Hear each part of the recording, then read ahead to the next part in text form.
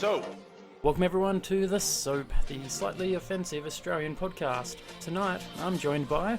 Cav. as Michael. And Arthur. Alright, great to have you guys on board. Let's start the podcast off with why I've gathered everyone, what we're going to do with it, what our viewers can expect to get out of this, and where we're going from here. So for me, the cancellation of Good Game was a good starting point for what caused all this to happen. A lot of people may not see it as a big influence, many people didn't even watch it, but the reality is it was a gaming program in mainstream media which you just don't see, and without it, it left a pretty big gap. In contrast to that, you had straight after it the Rooster Teeth convention, which was gaming oriented and had over 12,000 people attend. Personally, I find that there's a lack of mainstream gaming content produced and available to Australians. You don't see much on free-to-air or pay TV, anything like that. On top of that, you then see things like the Australia tax, the issues with our internet, the NBN being the key one at the moment, and a strong stigma, not just politically, but also locally, in the workplace, the home, the media. You'll see recently that there's a whole line of articles talking about the GTA mods and that kind of thing, all showing gaming in a negative light, but you won't see any articles on the contrary.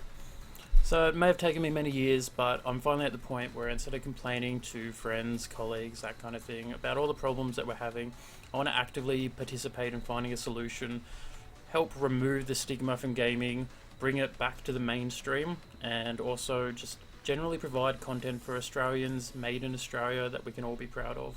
Thank you, Dan. It's awesome to be here. I really want this to succeed and, get people talking about gaming and, get that conversation out there and keep it foremost in people's minds.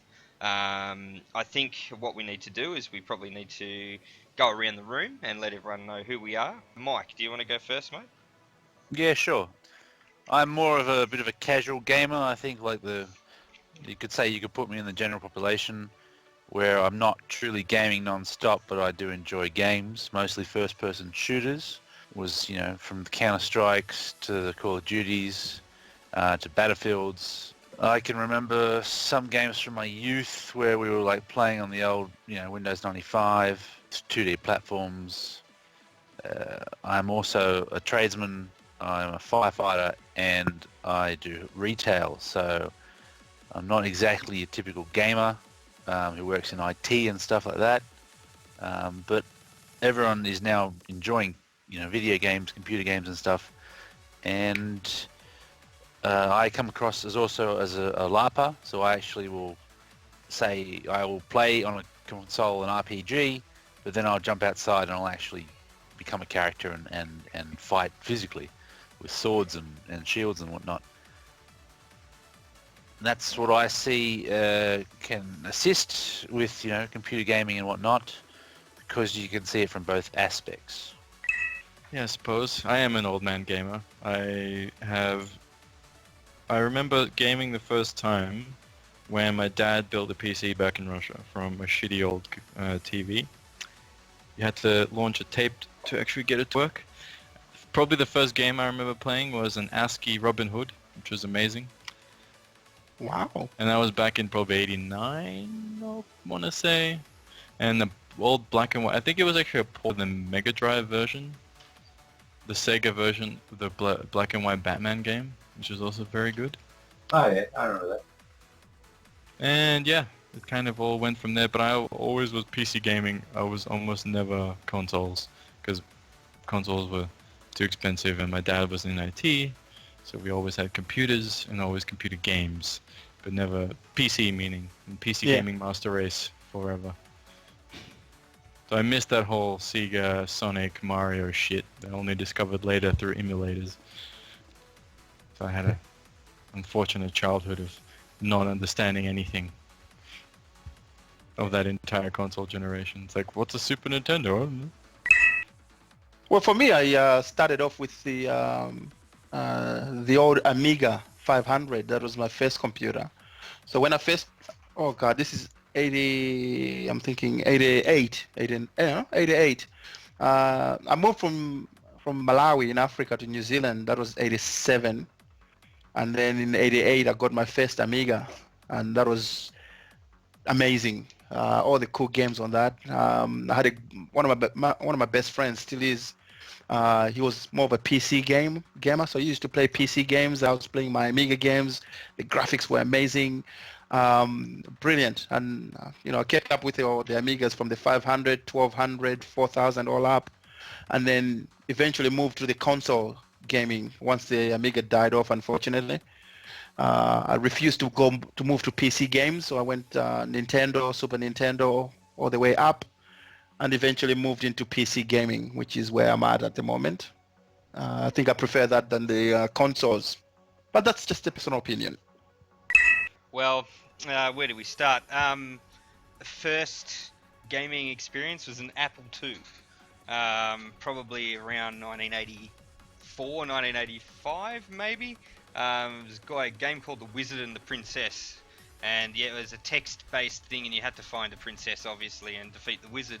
I remember Dad bringing home an Apple IIe one day and hooking it up to an old TV, and it was green. The screen was all green. It was amazing. It was it was next level stuff. We were just like, wow, this is a computer. But very similar to Cav, we moved on to the Amiga, and I have a massive soft spot for the Amiga. We stayed with the Amiga all the way up until its sad demise. But I guess I was a promiscuous gamer. I had a Sega, I had a Nintendo, a Super Nintendo as well through those years, and held off with the PC gaming for a very long time because installing games and getting drivers and running stuff really didn't appeal. So putting a cartridge in a machine was great, or a disc in an Amiga was really good. But these days, PC Master Race, consoles, newer versions of consoles don't really excite me. Emulators are pretty cool though. I do like to run the emulators. I've got a Raspberry Pi and a million ROMs on it, and playing old school stuff is just where it's at for me at the moment. But yeah, I guess best of both worlds. But games are games, and if you enjoy it, play it. I grew up with my uncle had a Commodore 64. That was where I did most of my younger gaming and that kind of stuff. Because we didn't have money or that, couldn't afford the new ones, seeing everyone playing like the Sega and all that kind of stuff. So I had the Commodore 64 with the old cartridges, which were the best thing ever, compared to the cassette tapes that just took forever to load. Like literally it'd be like 20, 30 minutes loading a game, to die in the first 2 minutes, to have to rewind that whole tape and then start playing that again. So cartridges were just so much quicker, so much more fun in that. Did eventually get the 64 and fell in love with that. Like the graphics, 3D, all that kind of stuff was just so amazing. Didn't have many games on it because once again we couldn't really afford much of that kind of stuff. But the 64 was like a huge like wow moment when playing it compared to everything else that I'd seen, all that kind of stuff. Then probably moved more towards the Game Boy kind of style, being a kid, moving around and all that kind of stuff. You just found that was so much easier.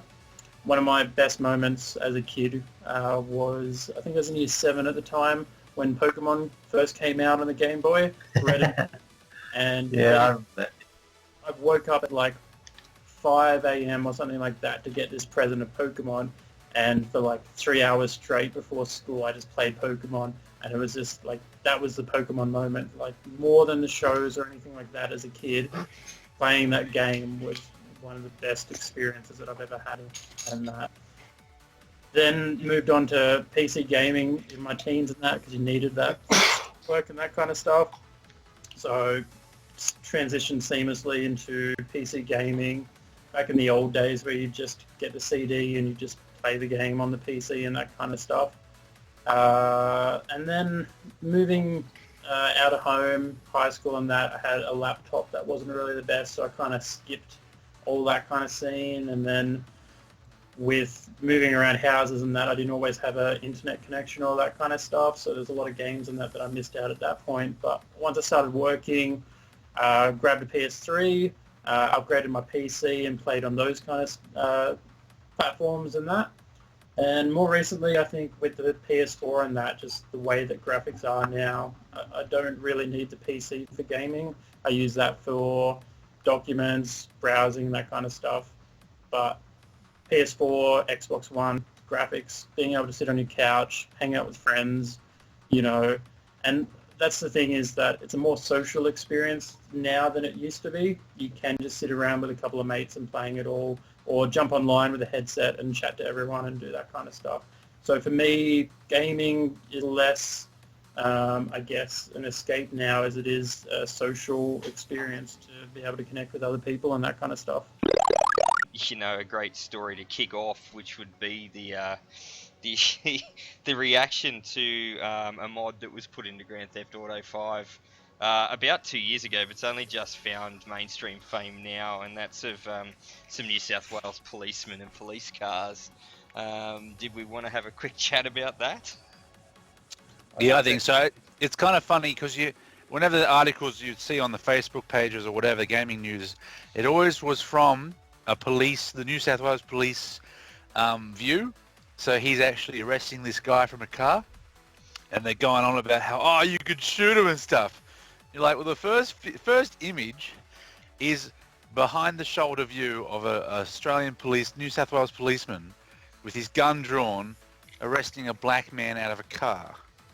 I don't know if you guys ever noticed that, but that's the first image of this story is the black guy. Like, they do a video clip or whatever, and it's got the guy, arresting this black guy from the car, pulling him out of a car, which I thought was hilarious. I'm sure that's just one of those techniques the media use. Like, it's so much more fashionable.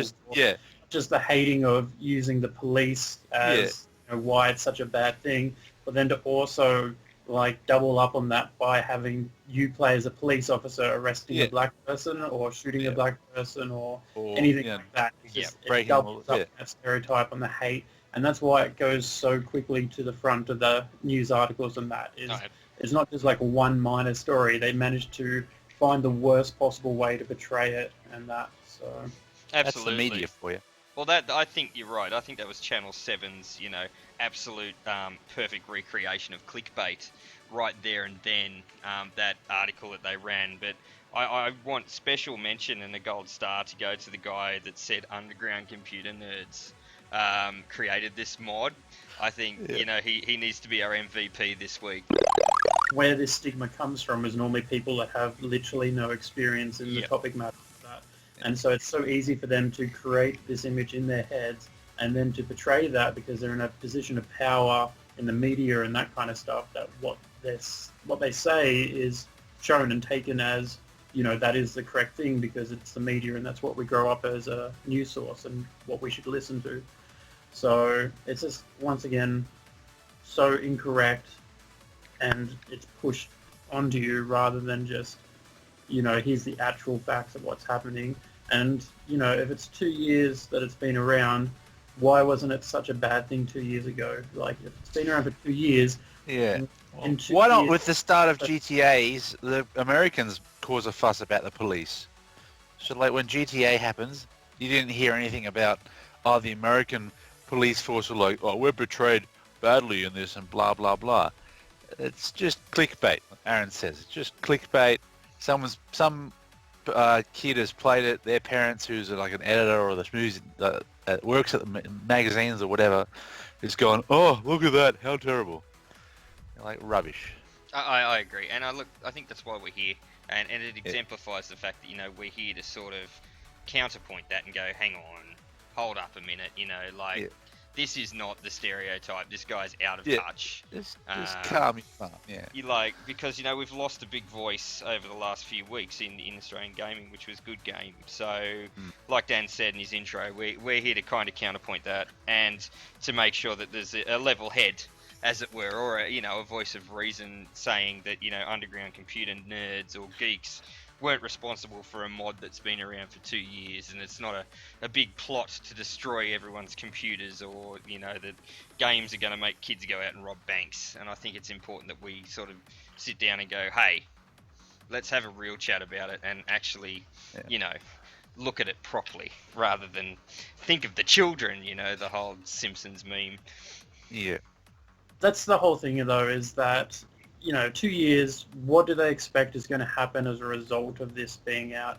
I mean, you've got so many movies about all of this kind of stuff and all that kind of stuff that go by unnoticed. Nobody thinks, twice about all that kind of stuff. But when it comes to gaming, it's instantly taken as though what happens in a game is going to be reenacted in real life instantly, and that 2 years, no incidents as a result of it, kind of disproves the whole need for the article, that we don't have that counterpoint in mainstream media. And that's where things like Good Game were a great source of information, and that for parents, for children and all that kind of stuff. It may not have been for hardcore gamers or whatever terminology you want to use, but it gave a generalized view on what is actually coming out in the gaming industry, what to look for and what to understand with it. So something like that is needed for parents and for the people that don't have an idea of what is, going on with all that kind of stuff, that do see things like this and go, oh, I don't want my kids playing games because that's all they're going to do. Good Game gives you the complete opposite side of that, and it shows it in a fun manner. It takes away from the stigma of, the whole South Park basement nerd, kind of stereotype and that, and makes it just to show you that they're normal people. Like the hosts of that show were all everyday normal people that if they didn't tell you they played games, you wouldn't be able to guess that they were a gamer type. It's a good point. It's a really good point. And with the loss of Good Game, your parents don't have that easy jumping on point now. And maybe call me a little cynical that article came out the week after Good Game got the axe, where, a lot of people would have been watching Good Game to hear a rebuttal about that, perhaps because they were fairly up to date with what's going on. And now there won't be one. So the media's kind of got, open slather to say gamers are bad again. And it's a cyclic thing. It always comes around every few years. The games make people crazy or schizophrenic, whatever. Violent stuff. Violent, yeah, exactly right. Where we did have that voice, and the mums and dads that may have seen Channel 7 bagging out GTA 5 then may have sat down on a Thursday night and watched Good Game and listen to Barjo and Hex just go, you know what, that's a load of balls. Absolutely, it's just hype, where they don't get the opportunity to do that now, and I think that's why we're all here. We want to give those people another voice, something else to listen to, something easy to digest and go, you know what, gamers are just people too, and there's no need to listen to the hype. Wasn't there a statistic that they said most gamers are now like in their late 30s and stuff or whatever? Yeah, more and more. Yeah. The average age of gaming is going up. That's right, yeah. There's more and more girls gaming than you'd think as well. I know it's a horribly sexist thing to say, but it's one of the facts in Australia, and regardless of what you play, if you play Candy Crush or you play Call of Duty or you play retro games or you just play a video slot machine on your phone to pass time at the doctor's office, you're all playing games and you're all part of a wider community, and that's why we're here. We want to see that community thrive and continue. That's right. What we're doing now, though, is we're breaking down those boundaries. So in the past, 10, 20 years ago, there was these strong boundaries. It was harder to access games. You'd always have difficulties in compatibility, all that kind of stuff. Graphics always turned people off because they didn't look realistic or anything like that. So a lot of people looked at it and didn't want to do it. But mainly it was the social stereotype of who plays games and that kind of stuff. It wasn't socially the norm for girls to play games or that. But over time, those boundaries have been broken down, and we're getting to that point where it's not guys are gamers and girls don't do that kind of things. That boundary is starting to be gone, and as the younger people are growing up with these things in their lives, that's where you're seeing everyone start to play games, not just specific ages or specific genders or that kind of stuff. Yep, absolutely true. It's good to see, more girls playing games. It's good to see, everyone starting to enjoy gaming. Like, back in the day it was, your stereotypes, but we don't. Nowadays, you can't have stereotypes anymore. No, everyone's got a smartphone, so everyone's got a gaming machine available to them. And you don't have to go any further than that. You can just play games on your phone. You don't have to buy a PlayStation or, a fire-breathing, water-cooled gaming PC rig to play games. You can play a game on your phone and play it well, and become part of a community. And I think that's what we lack in this country. Australia is so sort of cut off from the rest of the world in regards to a lot of things. Technology, internet, communities is one major thing. We were rocked by the loss of Good Game, and I know you guys will echo that sentiment. And I know we're harping on it a bit, but it really was the figurehead of Australian gaming, and now we don't have that. We've got PCGamerAustralia.com and Kotaku and a couple of other sites that have been around and will be around till the heat death of the universe, but they're not universally sort of easy to get to. You do have to know about them to get there. But Good Game, you pop on the TV, and then the ABC, which is the free-to-air channel, you don't have to buy television to get it or subscribe. It was there, and that's what a lot of people started with. And with the loss of that, I think we need to rally around and make sure we still have a voice, and have a bit of fun with it as well, because that's what games are for, to have fun. They're not there to make people violent or to make people feel worse about themselves. They're there for an escape or a bit of fun. Where do people feel about what Australia's like, media-wise, mainstream, friends and family? Yeah, there's definitely a separation between like AAA gamer and the casual person that plays on the... Because what's the stat like? They always bring up the 48% of gamers are women thing, right? But then when you like look into it, it's like mostly people that play on iPads and games that's the on thing. their phones. Well, that's the thing, though, because I mean, a lot of people let's look at it this way. People like, most of us who consider ourselves gamers, we play our games whether it's on a console, on a PC or whatever we're playing it, and we consider that as true gaming. But a lot of people who are playing nowadays, they're doing mobile gaming, and in some senses, we don't consider that as actual gaming, even though it is technically speaking gaming. The thing about that is that mobile gaming normally has some microtransactions. But the microtransactions, the amount of money that a company can make is infinitely so much more than anything like a AAA game will ever make. You look at the Apple Store, top games are something like the slot games and all of that. All of those are the top making ones. And you think about how much money must be spent by people on essentially a poker machine, like the pokies just to your phone, when there's literally no way you can ever get anything out of that. One of the more highly rated games on there was that horrible Kardashians game, and they made so much bank, and it was basically, oh my god, Chloe's got a new pair of shoes. Quickly, tap now, $2.99, and people think that's okay to say they're gamers when they're just basically lining someone's pockets, and. That's so much a gaming thing or that, or is that just what the Kardashians are about? Like, if I watch their show, I feel like I'm doing the exact same thing, watching that same kind of content, and you compare that to another TV show or something like that, and I'd be saying the same kind of thing. So I don't know that game is specifically a gaming kind of problem. Were they even involved in that stupid thing? Well, they get somebody to do it for them, obviously, and then that's it. They still make probably some coin out of it. manager. They're licensing their name out to somebody, and somebody builds this game. They have absolutely nothing to do with it, but they make a killing out of it. And it's a game. Like my daughter plays that game. It's a game in the broadest sense of the word. Correct, and that's the thing with this day and age. What's considered a game, and that's a game. My daughter plays that, and then on the other hand, she'll jump in and play Sims 4, for example, and that's technically a game. And she considers herself a gamer. You know what I mean? But then you look at somebody like us, we play the AAA games and we think, yeah, we're the gamers, and they're just mucking about.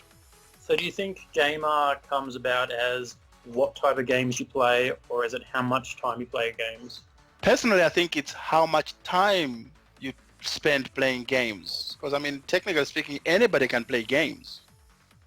It's just how much time you spend playing games. But again, anybody would have a different opinion to that. For me, it's someone that, you know, would spend a large amount of money buying a game at launch day, or getting involved in the lore or the backstory, or you know, going online to play and actually finding other people to play. I don't know. I wouldn't consider myself a gamer if all I did was play Candy Crush on my phone. I don't think that's true gaming. I think that's more time wasting, but that's certainly my opinion. I don't think many of those people do consider themselves gamers They anyway. probably just do it because they are. They, bored. yeah, it's a thing that they do, but they're time killers essentially. And I don't think, I mean, at the same time, I don't think you should make the distinction, because it's a bit unfair to people to be like, fuck you, you're not a gamer, because you play shitty games. I did want to have a quick chat about the man that wants to play Dark Souls wearing a shock collar, though. I think that's newsworthy right there. Mike, have you read that article? No, not yet. What's it about? Literally that. There's a guy who wants to play Dark Souls wearing a shock collar, and every time he does shit, he gets shocked. Like a literal electrocution. So, like, when he dies or something, or what? I have the list here. Every time he uses an Estus, he'll get a shock for 1 second. Every time he dies, he'll get one for 3 seconds. Every time he uses a humanity, he gets shocked for 3 seconds. Which Dark Souls is he playing? Must be number 1. Doesn't say. I assume it must be Dark Souls 1 then, because I don't know what a humanity is. He's allowed to use bonfires and divine blessings. He can use 1 Phantom Max for a boss. So the Phantoms being the ones you summon, I believe. He's allowed toilet breaks because he's drinking beer during it. He's very generous to himself. Well, the beer will shield his system from the electricity somewhat, I think, if video game logic stands true in the real world. Was this a dare for him or something or other, or what? Why is he doing it? For views. Yeah, look, Dark Souls is a funny game. Have you played it, Mike? No.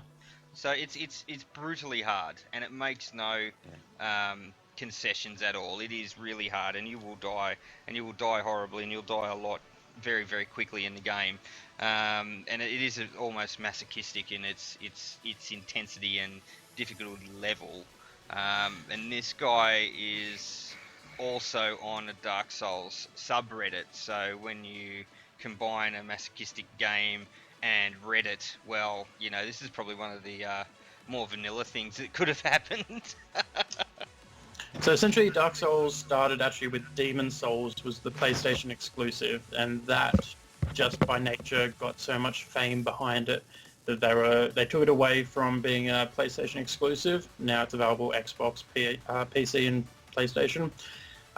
With that they had Dark Souls 1, 2, then they went on to Bloodborne, and then they went back to Dark Souls 3, which is the current one. The new DLC comes out in March for it. It has been criticized a bit for getting easier as it goes along. I can testify to the fact that I still haven't finished Demon Souls, but I was playing that solo compared to Dark Souls 3, which I've finished 2-3 times now, but using summons, and that does make the game a lot easier.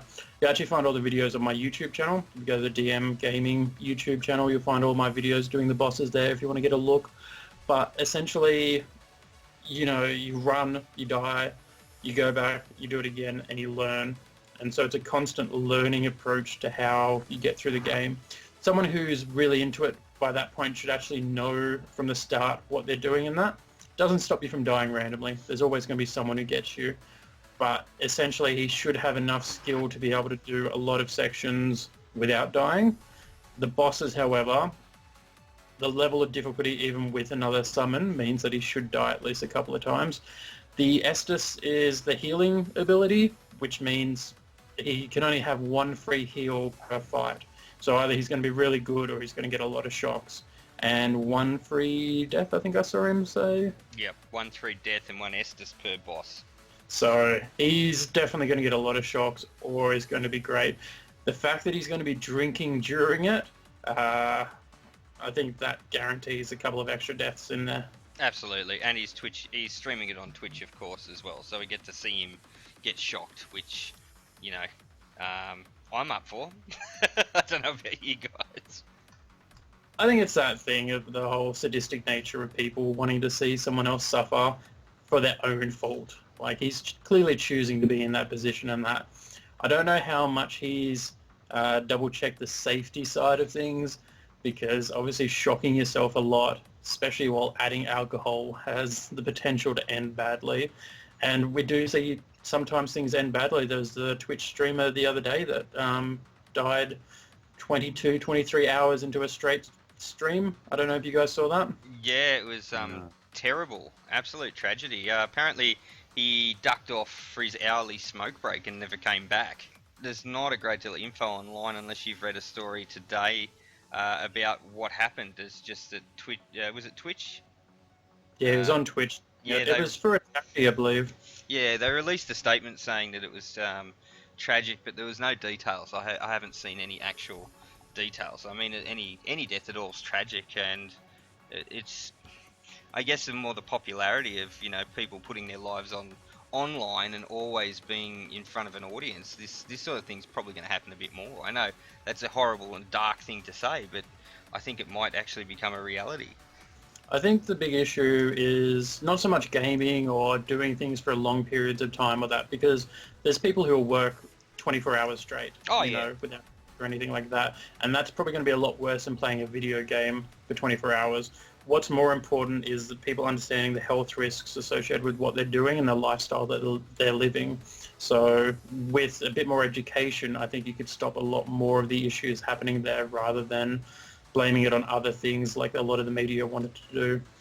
Yeah, but it's not to get off topic or anything, but it's one of those things. As soon as video games is mentioned, you know, it's going to be the hot topic on the story, regardless if it had anything to do with it or not. Like, this poor guy might have went and had a smoke and just keeled over with a heart attack, completely unrelated symptom or you know, problem that he's had since birth, or he could have had an aneurysm and just fallen over and died. We don't know, but like you say, education needs to sort of come out there and say that, look, this guy didn't video game himself to death. Gaming news.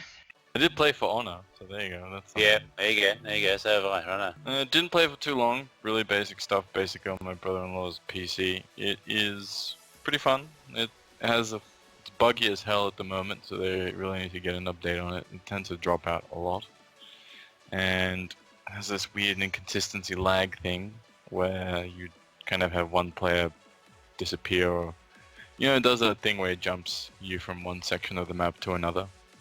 Okay. So they haven't patched that yet. The beta also had a lot of troubles with it. I know playing in the beta, when you would join the game, as soon as you connected, there was a good chance that you would disconnect, and then even in the middle of a game, I saw a couple of times where you could just instantly disconnect and that. Yeah, so the beta had a fair bit of bugs in it, from what I could tell, and the fact that the game came out literally right after the beta gave them no chance to actually fix all the problems they had with the beta, which is a really weird thing. I don't know what the point of the beta was, except to be like, buy our game, except it was broken. I suspect it was entirely hype machine. But saying that, like, it's actually quite good apart from that, it seems. What do you think of the combat? Combat's pretty good.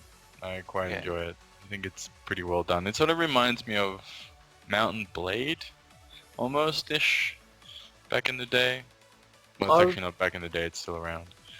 I was pretty mixed about the combat because like the one-on-one duels were great because you had the blocking directions and things like that. In saying that, you could always do that break guard move and push people off cliffs, which I was just doing heaps and just getting free kills as a result of that for it. What I found was a bit weird was when it wasn't just one-on-one. Fighting the random grunts and that just felt boring and useless. And when you'd have 2 versus 1, I never felt like that one person was really a chance of winning. In terms of what, you fighting or they fighting the actual other person? So if it was one player fighting 2 other players, that one person had an extremely low chance of winning or surviving or anything you like that. You have to be very good, and also there's the vengeance mechanic, which is supposed to discourage you from doing that, so... That's where you actually have that. Oh, isn't that the revenge one, or is that the actual... revenge, yeah. Yeah. I could never really figure out really what that was helping me with, because you'd say you do a parry and then you'd do an attack and you'd be able to kind of boost it, I suppose. But whenever I got to it, it never really connected with the person because I usually ducked out of the bloody way. Yeah. What I will say is you kind of have to concentrate on one class because you Yeah. will be pretty bad up until you get used to playing that particular class. And some of the classes are much harder than others. Yeah, when I was fighting with like in open combat or one-on-one, you'd have you'd do an attack, and then you try and block that person's attack, but my controls or the game or whatever never seemed to actually keep up with what I wanted to do. So I have to take the hit. I was kind of hoping for a little bit more simplified version where you could just have a block button, and then you can have your high and your high power, low power attacks. It just felt forced, I think, to me at least, that you had to actually. Okay, so I'm attacking from the left, but then I want to switch to my right, and then I want to go back. I want to do a top attack, and I want to do a left attack. So I was thinking in combos, in how like I would actually fight with a sword, but it couldn't really keep up. I think. Did you have that issue at all, or what? It's super gamified, but that's expected. Yeah. Like, you're not going to get a super realistic, like, medieval skirmish no. fighter game. Like, the closest thing I have seen is Mountain Blade, and if you haven't played that game, I suggest you go find it. It's on Steam. But that goes back to, Mike, I guess, the whole one-on-one. That feels like a great mechanic because, you know, it's two of you locked into this big cat and mouse of who's doing what kind of move and that kind of stuff. And in a one-on-one duel, then that works quite well. But as soon as you put that into the broader elements of the game, where you've got other enemies fighting you, you're capturing points, multiple people start joining in at some times, all that kind of stuff, when that happens, I find that the mechanic stops working. It needs more modes as well. Like, at this point, there's not really a whole lot. You need some King of the Hill type capture the flag stuff, otherwise it's kind of boring. Same, a bit more maps as well, would you say? Yeah, definitely. That's the stuff that's missing. Because obviously the single player is basically who gives a shit. So I give a shit. That's what I was going to say. What's the single player like? That's the one part I haven't actually had a chance to go. Well, I've only done the single player so far. Well, the storyline is very kind of basic. Like, you've got this warlord, and she's like, I'm the warlord, and I'm going to create war. And then, so you've got your main character for the knights. Surely the moment you find out it's samurai versus Vikings versus knights, you're going, yeah, I can't imagine there's going to be much of a story here. Like, okay, can I just say, they need to just go all out and just have, like, okay, then versus the Spartans, and then versus the Romans, and then versus, like, some futuristic zombie bots dudes or something. Just go all out and make it ridiculous, because that'll make it more fun. And pirates. Yeah, pirates. Something stupid. You gotta have pirates. Well, I think with the three races, it was basically because they've all got their own code of honor, and that's the major. Like the samurai is like, it is my honor, and you know they've already got their whatever it is. You know, Vikings for honor, for glory, for Odin. For the knights, it's, you know, my code of honor. So I think that's what they started. Yeah, well, chivalry, which is That's a good game too. Yes, it is. Yeah, That's I what kind of this wish it was reminds like me of. that. Yeah, that's what this like, reminds me. I'm used to the whole Skyrim where it's, you know, attack, block, attack, block, which is, you know, how I usually fight anyway. I'd say a bit more. 3 out of 5. Yeah, fine, that's not bad. Yeah, it's got great potential. It's an awesome game. It's just those little minor things for me that put me You off. need some fixes, so if it wasn't for the bugs, it would probably be better. I don't want to give it a number because I feel like it's a bit unfair, especially given it's like only just come out. So Yeah. I really like it to be first person, but that's just me. Well, yeah, I think people like looking at it themselves. Arthur? I don't know if I have a rating for it yet. I haven't played it enough yet, so I'll come back to that. Horizon Zero Dawn, which is Yeah. getting huge reviews at the moment. Basically, Final Fantasy with dinosaur robots. Just an old man about it. Damn these kids, now they're Yeah, dinosaur sort of robots. What is this? It looks fucking awesome, and it looks beautiful too. Like I watched some gameplay, and it was just wow. The even before, like, now that they're pushing the PS Pro as the, you know, Yeah. look at some PS Pro, even before they were starting to push that line, it was just like, Holy shit, this game looks stunning, like really stunning. Like it's the first PlayStation game that's actually like wowed me. Mm. Everyone talks about like Uncharted, and Uncharted looked good, but it didn't look like it still had this level of fakeness to it and that. And I hear on PS4 it's like super better or whatever, but this game is the one that even if the game sucked, the graphics alone would make it worth it. Well, I read a couple of online reviews, and that was a sentiment that was echoed by a couple of the reviewers. They were like, this game is so pretty, like there's a few shortcomings in the plot and the characters aren't as fleshed out as they should be, but it's so gorgeous. Must continue playing. So have you actually like had a full-on proper look? Can you tell us a bit about the storyline and that kind of stuff? Horizon Zero Dawn. It's set in a post-apocalyptic future where mankind is no longer the dominant species on the planet. They've been sort of taken over by robots and machines, and you know the robots aren't just any old sort of Terminator run-of-the-mill robots. They're dinosaurs, like full-on Triceratopses and T-Rexes, and the human race is coming a very distant second. All of the cities and civilization has been grown over and covered in vines and sort of crumbled, and it really looked very, very pretty in the videos. So you can see the detail that's gone into the buildings and the sort of blasted, scorched skyscrapers and city streets. I watched some of the trailers, and I don't know if you've seen Heavenly Sword, but Noriko, or whatever her name was from Heavenly Sword, that character reminded me a lot of her.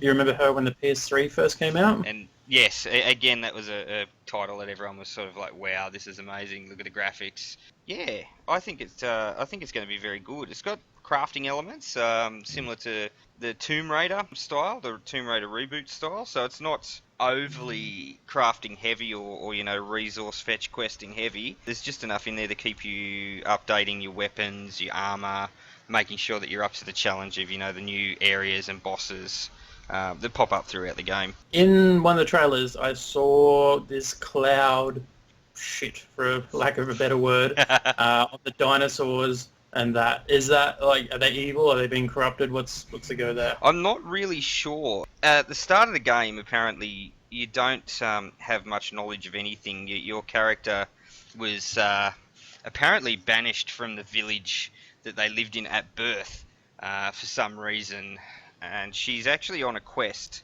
some sort of coming of age sort of quest, because the storyline runs that if she can complete this quest and go back to the head of the tribe, they'll actually grant her one request, and her request is to find out what the hell happened. So that's the basic storyline. I mean, the storyline's not going to win any writing awards or anything, but it really looks like it's going to take a back seat to the sort of open world, slaying dinosaurs with bows and arrows and stuff kind of game. From what I understand, it's kind of like Final Fantasy 15 meets Tomb Raider. Yeah, very similar. Maybe a couple of nods to Just Cause as well, because she does have a couple of different sort of grappling arrows. She's got one that can pull creatures out of the sky, and another one that can actually sort of hinder or trip up a ground-based creature as well. So a little bit of that grappling mechanic. I'm not sure whether she'll be able to move around the map using the grapple or whether it's just to take down enemies, but it is certainly there in the game. Sounds good. I believe that comes out March 1st. Absolutely, and an interesting side note, if you do have a PS4 Pro, you'll be able to download a patch which will improve the graphics again and give you silky smooth 4K, apparently, so can't wait to see that. That'd be absolutely amazing. What would you say the best feature would be? The graphics or...? Graphics by far. Like, without a game to it, if you were just a character who could walk around in that, it would be worth money. Yeah, right. Yeah, it is really pretty. I really want to see this running on, a nice big telly in a lounge room somewhere, and actually On get a 4K. an idea of how it flows and how it looks. Yeah, because the videos don't really do it justice. They're pretty, but it was like the old Gran Turismo. If you can remember back far enough, we all saw the ads and went, "My God, that's amazing!" And then we finally got a copy of it, and it exceeded our expectations. And a little bit of breaking news, the EB Games Expo is actually going home this year. It's moved back up to the Brisbane, Gold yeah. Coast. Yeah. Gold Yeah, Coast, so Gold Coast, October 3 to 7, I believe it is. It's the Gold Coast. Disappointing news for all of the southern states, but it was the first one was actually held up there. So New right. South Wales and Victoria have had sway on that festival for quite a while. So going back home for Queensland up in the sunshine, all the guys Yeah, up right. there I think will really enjoy. Yeah, definitely. And I think the community side is the important thing in Australia, being isolated or that. We need more events, more local support with the industry. Everything at the moment seems to be going more and more overseas.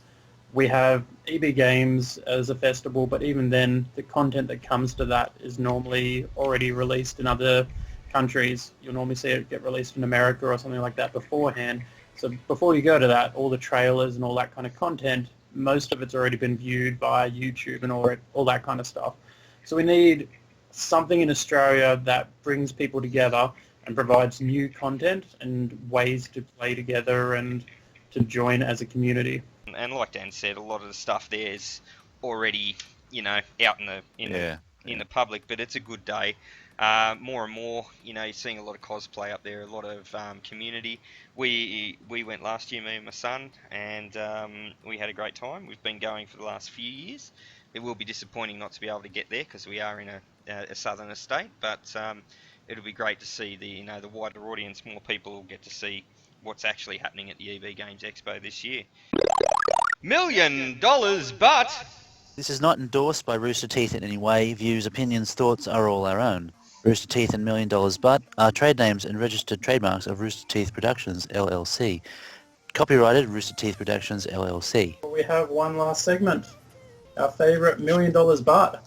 So, for tonight's episode, $1 Million But. Whenever you speak to your parents, you must roam the streets doling out vigilante justice. Who wants to go first? I'll do it. Yep. I kind of speak to my parents, like, let's say maybe monthly. So I can do that about it with all my weapons. So once a month, what do you become? What is your superhero? I will be. Well, I can't say Batman because I haven't got the outfit for it, but I could do a Zorro thing or a Viking-like thing, dress up in chainmail, run around If you with an become axe. your own unique superhero, what would it be? What would you be after talking to your parents? Your parents inspire you so much to run around the streets as Action Man. Action Man. Nah, Your chest. I just an A on my chest. Be like maybe a army. Like I've got all the gear for like an army thing, so I can always dress up and get stuff. Powers, ammo. Action Man. Yeah, camo man. The It nice just sounds watch, like Redneck Man. Yeah. Well, howdy, folks. You young hoons. Yeah, you tunes.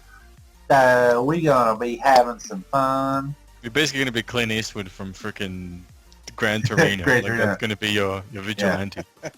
Listen here, you You'll punks. help a young Asian boy Yeah, find I himself, will. become a man, you. and then also get killed by some hooligans Oh, I want to every pull out. month. Yeah. I have a real gun. Well, for me, I'll definitely do it. Again, I don't speak to, well, my dad passed away, so that doesn't count. But I don't speak to my mom often. She's in a different country more often than not. So every now and then, yeah, I could do it. And for me, I think I can only be one superhero, and that's Black Man. They ca- The slightly offensive. I want to be Black Man, Molly. Okay then, son. Yeah, sure. Wasn't there a film with like Marlon Wayans or one of the Wayanses with Black Man? I'm just trying to think. Yes, they did one. White Just trying to chicks. remember. No, it wasn't White Chicks. It was something No, else. this is like Yeah. this is like back in the early '90s Yeah. era where he played Rings a a bell. sort of fake superhero with really. You know how Mystery Men, they like there's the bowler and it's sort of that level of superhero. he was Blank Man. Blank man. Blank, Yeah. Yeah, Blank not Man. Black Man. It was Blank Man. Yeah, I think you should definitely be Blank Man. Blank Man. Yes, I could do that. I could do that so easy. So here's the thing, though, like, because obviously there's so many good things about it. You're a superhero, you know, Yeah. and you're saying it's only once a month, but by that token, if it's only once a month, what happens to all those other times when people are like, oh, this building is burning, and you're like, I haven't spoken to my parents, can't help you. You just call your parents, obviously. Just like- go, you ring them for me. I just need you to say some words so I can go save this baby. Yeah. Yeah, Well, I just do It's it easy now, enough, off it's one of duty. the mobiles. Yeah, you just go off duty, off duty, off duty. It's the equivalent of Superman running into the telephone booth, meaning Clark Kent running into the telephone booth. Correct. Just Except going you just around call your calling mum. someone. Yeah. What if they don't Well, it pick up? suck if they can't pick up, like they're at work and they can't pick up the phone. Yeah. There's like 20 Sorry, your messages baby like, died. Mom, the baby is dying. Pick up. Like, Oh, messages. Well, yeah, I it's just like I'm calling. She's not picking up. Oh crap! It's 3 in the morning over there. I can't. She's not gonna pick up. Hey, Ridiculous. hey, you're on your own. Sorry, can't get through. Sorry, kid. just I've got get no- them in on the thing. Go, look, you need to pick up when I ring you, and they'll be like, okay, whatever you want, son. You know, like I know my mum will be like, I want to speak to you every day, which is why I go like, no, I'm just talking to you like once, the minimum time. So you just get her in on the thing. You just go, guys, I'm a superhero once a month, but I need to call you first, and they'll be like, fuck yeah, let's do it. Yeah, but then is the problem that you get stuck on the call with your mum, because you know when like you ring your mum, you're there forever talking to her, and like by the time you're done Never talking goes to your 2 mum, minutes. the Yeah. crime Yeah. is done and gone, and That's you're all right. like ready to go, going, here I am to save the. Oh, you're already dead. Oh well. Anyway, I'll Just ring do mum that. back. Just go, you're breaking up, Mum. You're breaking up, Mum. And then that's it. Hang up. Go. Right, done. Or just leave her talking. She probably won't even notice. She'll be like, blah, blah, blah, blah, blah, blah, blah, blah.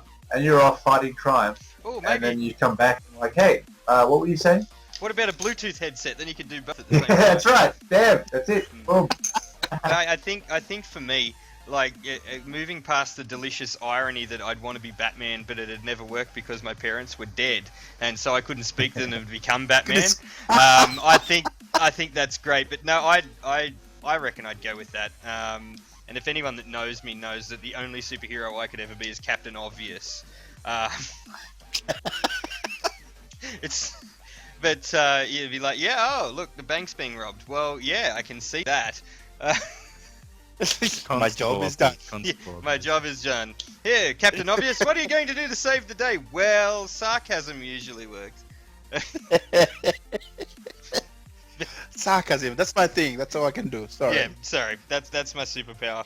But no, I'd if I had the choice, I'd be Batman, because who wouldn't want to be Batman if you had the choice? But Are we gaining superpowers? I just assumed you just kind of acted like a retard walking around in the street and pretending to be a that's it. vigilante. You know, Like, that's absolutely, what I was you getting just you put a costume on and start running around like, you shall not karate chop.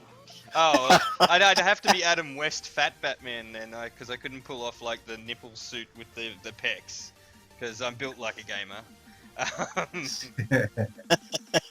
Adam West. Yeah, I could do the Batusi and the dance, if anyone remembers that from way back when. Yep. Yep. Anyway, I'll probably stop talking now, I think.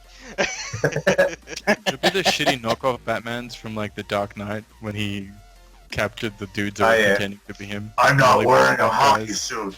Yeah. I'd rather not be dead, though. That'd be good. In a panel van. That's a superhero whole mobile. different kind of, like, creature of the night I think we're talking about there in a panel van. Yeah. Thank you all for listening this week. Hit us up on Facebook. Don't forget to subscribe, and we'll catch you at the next podcast. Are you there, Dan? I think he's gone too. Oh no! Oh, wow. Oh, Yeah, he gone. he's gone. He's gone. Oh, you're kidding me. Oh, oh, you couldn't write about it. That's No. crazy.